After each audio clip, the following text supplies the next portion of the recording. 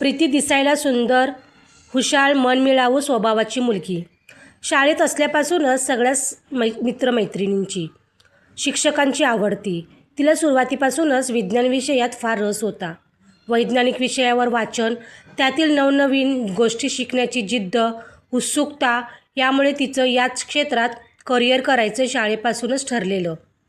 विज्ञान शाखेत पदवी अभ्यासक्रम पूर्ण करण्यासाठी तिचं कॉलेज सुरू झालं. कॉलेजमध्ये गेली तसंच तिचं सौंदर्य बघून बरेच जण तिच्या अगदी प्रेमात पडलेले. पण ही मात्र आपल्याच विश्वात मग्न असायची. कॉलेजमध्ये तिचे बरेच नवीन मित्रमैत्रिणी बनलेले. अशातच रोहनसोबत तिची मैत्री झाली. त्याला प्रीती खूप आवडायची. तिच्या प्रेमात तो अगदी वेडा झाला होता. पण तिला सांगण्याची हिंमत मात्र त्याने अजून केली नव्हती. लवकरच प्रीतीला आपल्या भावना सांगून टाकू असं त्याने ठरवलं. तिला प्रपोज करायचं एकदा मनात अगदी पक्कं ठरवून रोहन कॉलेजमध्ये आला. पण त्या दिवशी प्रीती कॉलेजलाच आलेली नव्हती. तिला फोन केला तर तो बंद होता. ती आज कॉलेजमध्ये का आली नाही हे कुणालाच माहीत नव्हते. 2-3 दिवसांनी ती परत आली तेव्हा ती नेहमीप्रमाणे प्रसन्न दिसत नव्हती. कुणाशी फार काही बोलतही नव्हती.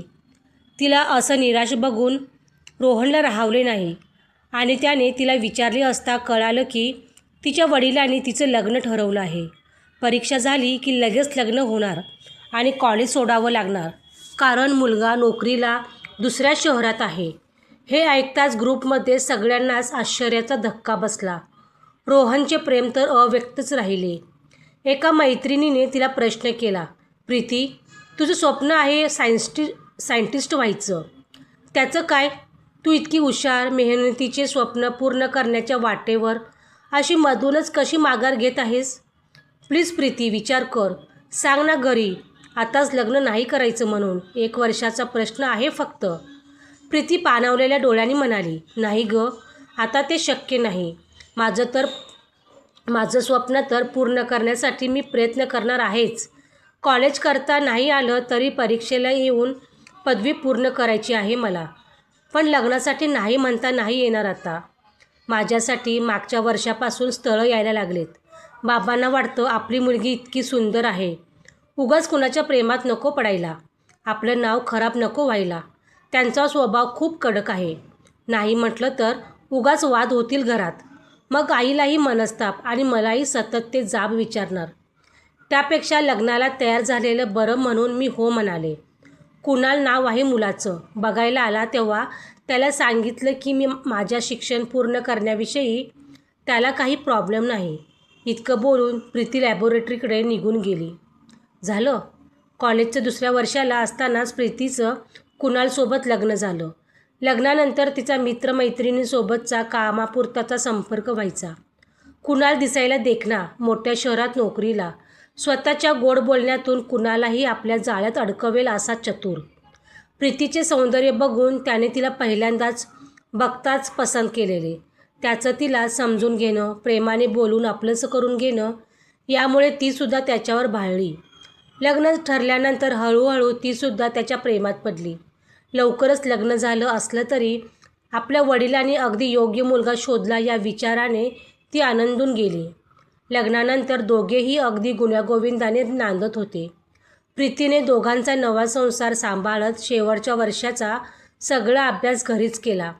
शेवटच्या वर्षाची परीक्षा, प्रॅक्टिकलसाठी कॉलेजमध्ये जाऊन तिने आपला पदवी अभ्यासक्रम जिद्दीने पूर्ण केला. कुणालाही तिला या सगळ्यात पाठिंबा देत होता. त्यामुळे त्याच्या आयुष्यात येण्याने ती अगदी आनंदात होती. आता तिला तिच्या स्वप्नांची एक पायरी गाठायची होती. त्यासाठी कुणाल ऑफिसमध्ये गेला की ती तिच्या आवडत्या क्षेत्रातील स्पर्धा परीक्षांचा अभ्यास करायची. तिने स्पर्धा परीक्षा द्यायला सुरुवात केली. भराभर वेळ जात होता. आता अशातच दोघांच्या लग्नाला 2 वर्ष पूर्ण झाली. दोघांनी छान लग्नाचा वाढदिवस साजरा केला. दोघांच्या या आनंदी संसाराला जणू कुणाची दृष्ट लागावी असंच काहीसं झालं. एक दिवस अचानक काही इसम घरी आले आणि कुणालने दार उघडले. तसंच आज उधारी चुकती केल्याशिवाय जाणार नाही म्हणत त्याला पैशाची मागणी करू लागले. कुणालने प्रीतीला बेडरूममध्ये जा म्हणत मोठ्याने आदेश दिला. काय होते तिला काही कळत नव्हतं. पण कुणाल आणि त्या आलेल्या माणसांचं बोलणं ऐकून ती घाबरली होती. काही वेळाने ते लोक परत गेले. प्रीती घाबरतच बेडरूममधून बाहेर आली. कुणालला काही विचारणार इतक्यात तो म्हणाला, तू लक्ष देऊ नकोस, काही उधारी वगैरे नाही आहे. उगाचच दादागिरी करतात हे लोक. पण मी घरी नसताना दार उघडायचं नाही. यावर काय बोलावं प्रीतीला कळेना. ती भीतभीतच म्हणाली, कुणाल, पण ते असं अचानक घरी का आलेत? जर काहीच उधारी वगैरे नसताना त्यांचा आपल्याला त्रास होतोय तर आपण पोलीस कंप्लेंट करूया. अरे धमकी देत होते ते तुला. मला भीती वाटते रे. त्यावर कुणाल आवाज चढवून म्हणाला, एकदा सांगितलं ना ह्यात लक्ष देऊ नकोस म्हणून. कळत नाही आहे का तुला? परत याविषयी काही बोलायचं नाही. माझं मी बघतो काय करायचं ते. पहिल्यांदाच कुणाल अशा प्रकारे प्रीतीला ओरडत होता. त्याचं असं विचित्र वागणं बघून ती रडतच खोलीत निघून गेली. त्या दिवसानंतर कुणालचे असे वागणे जरा बदलले होते. का काही लपवत तर नाही ना अशी शंका प्रीतीला यायला लागली. पण तिच्या हाती काही धागेदोरे लागत नव्हते. कुणाल वारंवार चांगुलपणाचा आव आणत असला तरी काहीतरी गडबड आहे अशी शंका प्रीतीला येत होती. काही महिने असेच निघून गेले. ज्या दिवसासाठी प्रीती वर्षभर मेहनत घेत होती तो दिवस आज उजाडला. स्पर्धा परीक्षेचा निकाल लागला आणि प्रीती त्यात उत्तीर्ण झाली. आनंदाच्या भरात तिने कुणालला फोन केला. सायंकाळी कुणाल पेढ्यांचा बॉक्स हातात घेऊन घरी आला. प्रीतीला मिठी मारत तिचे अभिनंदन केले. त्याचं कौतुक बघून क्षणभर ती त्याच्यावरचा राग, मनातल्या त्याच्याविषयीच्या असलेल्या शंका विसरून गेली. लवकरच तिला एका रिसर्च सेंटरमध्ये सरकारी नोकरी मिळाली. तिच्या स्वप्नानं यश आल्याने ती खूप आनंदात होती. तिची नोकरी सुरू झाली. कुणालसुद्धा आता जरा नीट वागायचा. अशातच लग्नाच्या 3 वर्षांनी कुणाल आणि प्रीती यांच्या संसारात बाळाच्या येण्याची चाहूल लागली. दोघेही आनंदात होते. भराभर दिवस भरत चालले होते. याच दिवसात एकदा जरा बरं वाटत नाही म्हणून ती लवकर घरी आली आणि खोलीत जाऊन झोपली. काही वेळाने घराची बेल वाजली. प्रीती जाऊन बघते तर बँकेतून कुणीतरी आलेले, ज्याने तिला कुणालविषयी विचारले आणि हेही सांगितले की त्याने मागच्या काही महिन्यापासून कर्जाचे हप्ते भरले नाही आहे. बँकेतून लेटर पाठवले, त्याला उत्तर दिलं नाही आहे. हे सगळं ऐकून प्रीतीला परत एक धक्का बसला. ती विचार करत राहिली, कर्ज कशासाठी घेतले याने? काही बोलला कसा नाही मग? त्या क्षणी तिला आठवलं काही महिन्यापूर्वी आलेले ते इसम जे उधारीविषयी बोलत होते. कुणाल नक्की काय लपवतो आहे आपल्यापासून? आज खरं काय ते विचारायला पाहिजे. सायंकाळी कुणाल घरी आला तेव्हा प्रीतीने त्याला कर्जाविषयी विचारले. हेही सांगितले की बँकेमधून एक व्यक्ती घरी आलेला. हे ऐकून तो जरा दचकला आणि उगाच मनात स्टोरी बनवून तिला सांगायला लागला. प्रीती, अगं मी शिक्षणासाठी कर्ज घेतले होते. आता संपत आलंय. पण गेल्या काही महिन्यात प्रेग्नन्सीमुळे वाढलेला दवाखान्याचा खर्च, घर खर्च यामुळे ना हप्ते भरायचे राहिले. पण तू काळजी करू नको, मी करतो सगळं मॅनेज. हे ऐकून प्रीतीला फार विचित्र वाटलं. ती चिडून म्हणाली, अरे पण कुणाल, आपल्या लग्नाला आता 4 वर्ष होतील. पण शिक्षणासाठी तू कर्ज घेतले याविषयी कधी बोलला नाहीस. मागेही ते उधारी वसूल करायला लोक आलेले. काय चाललंय तुझं नक्की? आणि आता तर तू, माझी नोकरी आहे, मी सुद्धा खर्चाला हातभार लावत आहे, तरी तू म्हणतोस प्रेग्नन्सीमुळे खर्च वाढला. मला काय ते खरंच सांग आता. तिचं बोलणं ऐकून तो चिडला. पण तिची अवस्था बघून राग आवरत तो म्हणाला, तुला सांगितलं ना माझं मी बघतो. उगाच डोकं नको खात जाऊ माझं. कुणालचे वागणे आता परत बदलले होते. तो तिच्याशी बोलायला, तिच्या प्रश्नांना उत्तरे द्यायला टाळू लागला. प्रीतीला 9वा महिना लागणार होता तेव्हा स्वतःकडे लक्ष देणे प्रीतीसाठी जास्त महत्त्वाचे होते. नोकरीत रजा घेऊन ती लवकरच बाळंतपणासाठी माहेरी निघून गेली. लवकरच तिने एका गोंडस मुलाला जन्म दिला. कुणाल बाळाला बघायला आला. बाळाला अलगद उचलून घेत त्याचा लाड केला. कुणालच्या चेहऱ्यावरचा आनंद बघून प्रीतीला वाटलं, आता आपण एका बाळाचे बाबा आहोत. याची जाणीव ठेवून कुणाल आता जरा जबाबदारीने वागेल. कुणालविषयी एक खोटी आशा मनात ठेवून प्रीती आता बाळाच्या संगोपनात गुंतली. 6 महिन्यात तो अधूनमधून तिला भेटायला आला. पण जेव्हाही आला तेव्हा गोड बोलून तिच्याकडे पैशाची मागणी करत होता. त्याला पैशाची सतत इतकी काय गरज पडते याविषयी नक्की माहीत नसताना उगाच माहेरी भांडण नको म्हणून तिने 1-2 वेळा त्याला पैसे ट्रान्सफर केले सुद्धा. पण तू कितीही वेळा विचारून काहीही सांगत नाही म्हटल्यावर तिने नंतर त्याला पैसे द्यायचे टाळले. आता तिला त्याच्याविषयी बऱ्याच शंका कुशंका मनात यायला लागल्या. प्रीतीला कधी वाटायचं ह्याचं कुणाशी अफेअर तर नसेल, तर कधी वाटायचं हा खरंच काही अडचणीत असेल. पण नक्की काय काही कळत नव्हते. अशातच 6 महिन्यांची सुट्टी संपली आणि ती कुणालकडे परत आली. आईच्या मदतीने बाळाला सांभाळून ती रजेनंतर परत नोकरीत रुजू झाली. सुरुवातीला काही दिवस सासूबाई बाळाला सांभाळायला प्रीती आणि कुणालजवळ राहिल्या. त्या काळात कुणाल जरा नीट वागायचा, पण त्याचं वागणं पूर्वीसारखं राहिलं नव्हतं. बघता बघता बाळ 1 वर्षाचं झालं. आता ऑफिसजवळच्या डे केअरमध्ये बाळाला ठेवून ती नोकरी करत होती. बऱ्याच दिवसांनी आज इवलासा पार्थ, कुणाल आणि प्रीती तिघेच घरी होते. दोघांमधील संवाद खूप कमी झालेला होता. नोकरी आणि बाळ सांभाळत प्रीती खूप दमून जायची, पण कुणाल मात्र तिला जराही मदत करत नव्हता. काही म्हटले की नुसती भांडणं आणि चिडणे इतकेच काय ते सुरू होते. आता बाळाच्या येण्याने घरखर्च वाढलेला होता, पण कुणाल मात्र या सगळ्यात 1 रुपयाचाही हातभार लावत नव्हता. त्याला खर्चाविषयी पैशाविषयी काही म्हटलं की म्हणायचा, मी शिक्षणासाठी लग्नासाठी कर्ज घेतले, त्याचे हप्ते आहेत. आईबाबांना आजारपणात मदत करावी लागते, त्यात माझा पगार संपतो. आता त्याची कारणे, त्याच्या खोट्या स्टोरी ऐकून प्रीतीला वैताग आला होता. सतत मनस्ताप होत होता. अशातच एक दिवस कुणाल दारूच्या नशेत घरी आला. मोठ्याने बडबड करत सोफ्यावर आडवा झाला. प्रीतीने पहिल्यांदाच त्याला अशा अवस्थेत बघितलं होतं. कधीतरी ड्रिंक्स करणारा कुणाल आज इतका पिऊन आलाय की स्वतःला तो सांभाळू शकत नाहीये हे बघून ती म्हणाली, कुणाल, असं मोठ्याने बोलू नकोस. पार्थ झोपला आहे, उठेल तो. तिच्या त्या एका वाक्याने तो भयंकर चिडला. तिला नको ते बोलला. त्यांचं आता असं वागणं दररोजचं झालं होतं. आता तर दारूच्या नशेत तिच्यावर हात उचलायला सुद्धा तो मागेपुढे बघत नव्हता. कुणालच्या अशा वागण्याचे कारण शोधण्याच्या प्रीतीने खूप प्रयत्न केला, पण हाती काहीच लागले नाही. दिवसेंदिवस कुणालचे दारू पिण्याचे प्रमाण वाढतच गेले. दारू पिऊन घरी यायचं, मग भांडण मारझोड असले प्रकार सुरू झाले. असाच नशेत बडबड करत असताना तिला कळाले की कुणाल जुगार, सट्टा, हुक्का अशाच बऱ्याच व्यसनांच्या आहारी गेलाय. नशा उतरली की जरा नीट वागायचा, पण दारूच्या नशेत मात्र तो अगदी सैतान रूप धारण करायचा. प्रीतीच्या चारित्र्यावर सुद्धा शिंतोडे उडवायचा. उगाच तिच्यावर संशय घेत नको ते बोलायचा. प्रीती त्याला समजून सांगण्याचा प्रयत्न करत होती, पण तो नेहमी चिडून इतकाच म्हणायचा, मी काय करायचं, तुला नाही करायचं हे मला तू सांगू नकोस. या सगळ्यात पार्थकडे सुद्धा त्याचे लक्ष नव्हते. नोकरी करत पार्थचा सांभाळ, त्यात कुणालच्या वागण्याचा मनस्ताप, शिवाय घरात एक पैशाची सुद्धा आर्थिक मदत कुणाल करत नव्हता. घरपाडीसुद्धा तो भरत नव्हता. त्यामुळे प्रीती वैतागून गेलेली होती. प्रीतीने तिच्या परीने कुणालला समजवण्याचा, नाते सांभाळण्याचा खूप प्रयत्न केला, पण कुणाल मात्र समजून घेण्यासाठी तयारच नव्हता. आता तिची सहनशीलता संपली आणि तिने वेगळं होण्याचा निर्णय घेतला.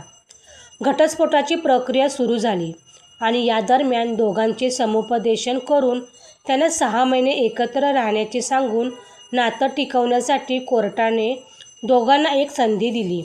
प्रीतीने घटस्फोट घेण्याचा निर्णय ऐकून या 6 महिन्यात कुणाल अचानक परत चांगला राहायला लागला. पार्थकडे नीट लक्ष देऊ लागला.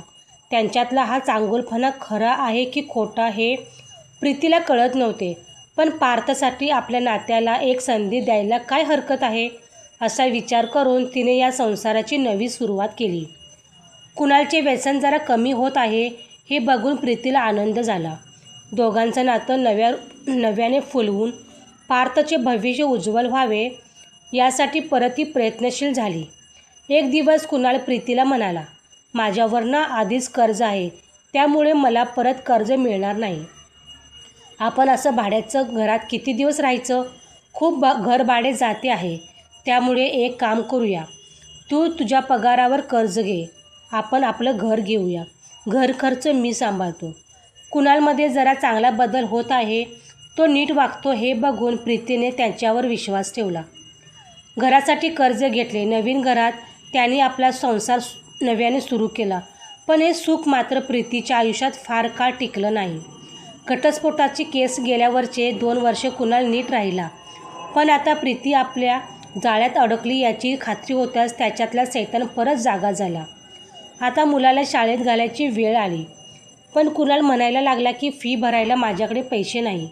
तेव्हा एखाद्या साध्या शाळेत घालू पार्थला. प्रीतीला परत एकदा कुणालमध्ये विचित्र बदल जाणवला. या सगळ्यात पार्थचे भविष्य खराब व्हायला नको म्हणून तिने स्वतः शाळा शोधून पार्थला शाळेत घातली. हळूहळू कुणालचे वागणे पूर्वीसारखे झाले.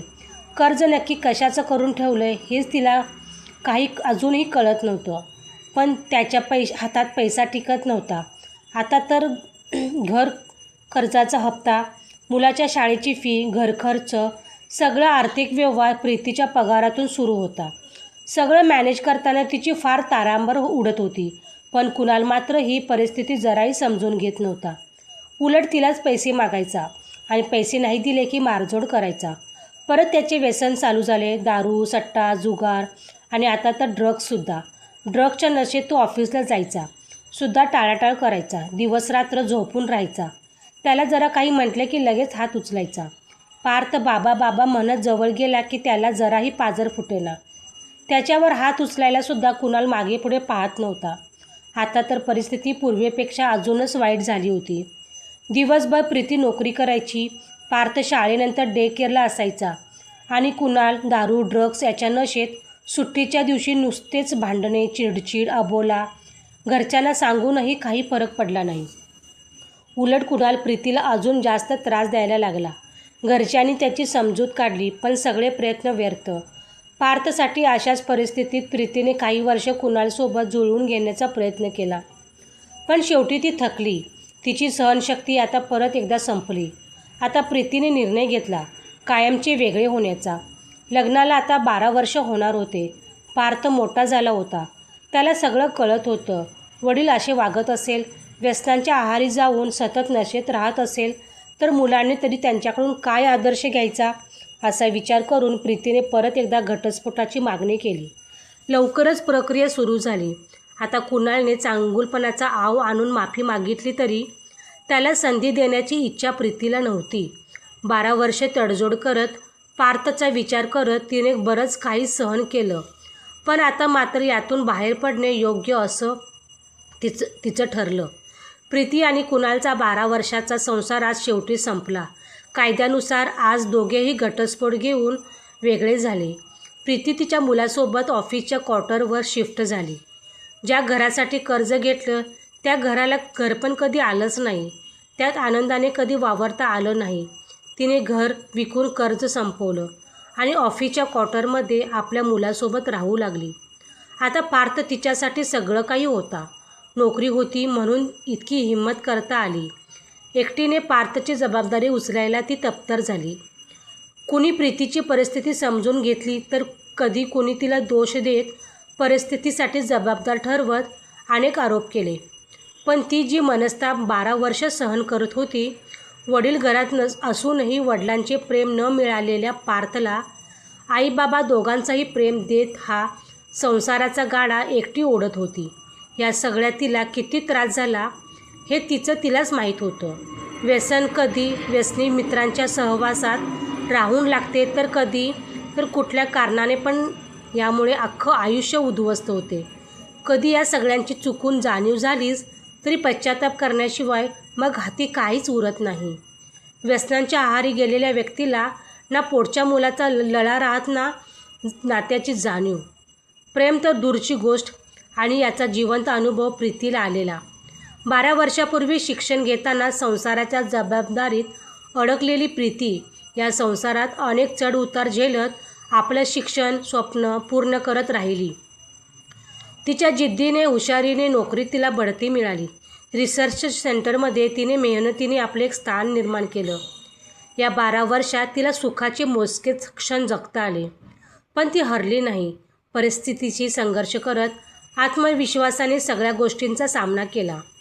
पार्थच्या नावापुढे तिने आता स्वाभिमानाने स्वतःचे नाव लावले आणि त्याला सांगितले, पार्थ, आता मीच तुझी आई आणि मीच तुझा